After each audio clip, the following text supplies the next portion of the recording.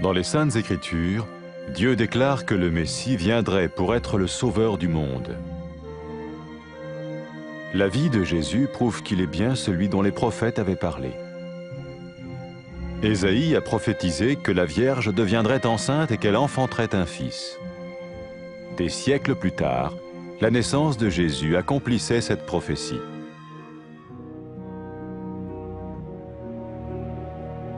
Les Saintes Écritures déclaraient que le saint à naître serait appelé le Fils de Dieu.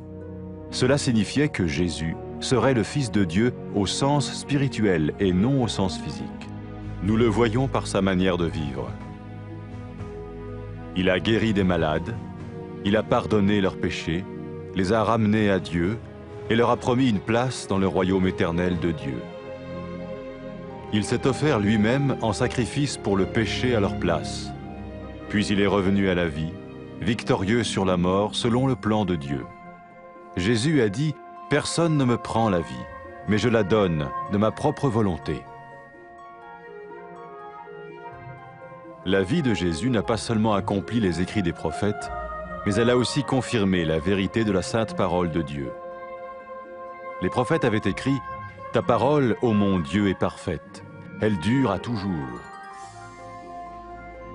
Jésus lui-même a dit « Le ciel et la terre disparaîtront, tandis que mes paroles ne disparaîtront jamais ». Jésus est venu pour nous donner la vie dans toute sa plénitude.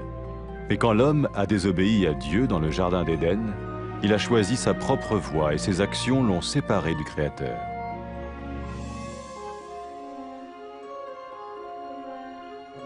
Les Saintes Écritures déclarent que tous ont péché et que le salaire que paye le péché, c'est la mort.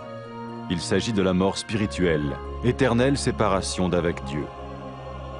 Mais tout comme Dieu a donné un bélier pour qu'il meure à la place du fils d'Abraham, ainsi il a envoyé Jésus, le Messie, mourir à notre place. Sa vie, sa mort et sa résurrection restaurent la relation entre Dieu et tous ceux qui mettent leur confiance en lui. Maintenant, non seulement Jésus pardonne les péchés de ceux qui le suivent, mais il les sauve aussi du jugement éternel de Dieu. Ils sont sûrs d'aller au paradis et de vivre avec lui pour toujours. C'est cette vie et cette liberté de la culpabilité et du pouvoir du péché que Jésus offre à chacun aujourd'hui. Cela ne veut pas dire suivre une religion, mais choisir d'avoir foi en Jésus qui dit « Je me tiens à la porte et je frappe. Si quelqu'un entend ma voix et ouvre la porte, j'entrerai chez lui. » Cela veut dire se tourner vers Dieu et croire que Jésus vient dans nos vies pardonner nos péchés et nous rendre tels qu'il veut que nous soyons.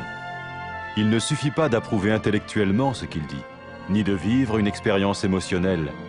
Nous le recevons par grâce, au moyen de la foi, par un acte de notre volonté. Lorsque quelqu'un est prêt à suivre Jésus le Messie, il peut lui parler par une simple prière. Peut-être êtes-vous prêt maintenant à ouvrir votre vie à Dieu. Si oui, vous pouvez vous joindre à la prière suivante, silencieusement, dans votre cœur. Seigneur Jésus, j'ai besoin de toi. Merci d'être mort sur la croix pour mes péchés.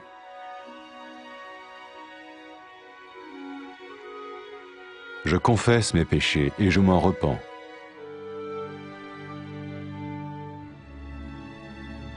Je t'ouvre la porte de ma vie et je te reçois comme mon Sauveur et Seigneur.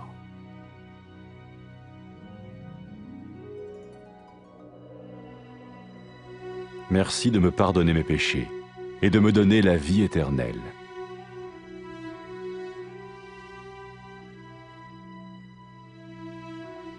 Fais de moi le genre de personne que tu veux que je sois. Maintenant que je deviens l'un de ceux qui te suivent. Amen.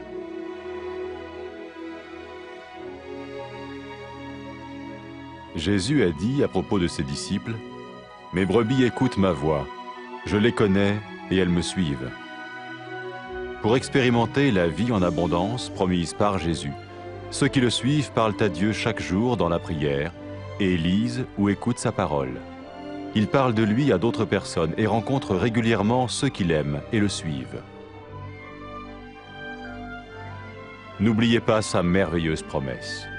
Tout pouvoir m'a été donné dans le ciel et sur la terre. Et sachez-le, je vais être avec vous tous les jours jusqu'à la fin du monde.